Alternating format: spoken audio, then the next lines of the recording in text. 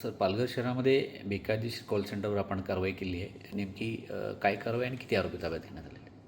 Palghar police station हद्दीतील मौजे माहीम परिसरात एका रेसिडेन्शियल बिल्डिंगमध्ये एक बनावट कॉल सेंटर चालू असल्याची माहिती स्थानिक गुन्हे शाखेला प्राप्त झाली. त्या अनुषंगाने काल रात्री 12 वाजता स्थानिक गुन्हे शाखा तसेच इतर अधिकारी कर्मचारी यांच्या मदतीने हा छापा टाकण्यात आला. या छाप्यामध्ये आपल्याला 5 इसम मिळून आले, तसेच 4 लॅपटॉप, 12 मोबाईल व 2 डोंगल असे साहित्य मिळून आले. मिळून आलेल्या इस्मांपैकी भरत लोकू लालवानी, वय वर्ष 35, राहणार मीरा रोड, ठाणे. रोहित राजेंद्र निंबाळकर, वय वर्ष 29, राहणार हवेली, जिल्हा पुणे. रोहित मिलिंद झोरे, वय वर्ष 23, राहणार मीरा रोड, ठाणे. अमरदीप अंग्रेज गिल, राहणार भाईंदर, ठाणे. तसेच सागर बलदेव पठाडिया, हा राहणार सुरत, राज्य गुजरात.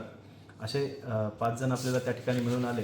सदरील 5 आरोपी हे परदेशातील नागरिकांना मायक्रोसॉफ्ट व ॲपल या कंपनीचे प्रतिनिधी बोलत असून त्यांच्या डिव्हायसेसमध्ये व्हायरस किंवा इतर काही प्रॉब्लेम सांगून त्यांची आर्थिक फसवणूक करण्याची ही प्रक्रिया त्यांची सुरू होती.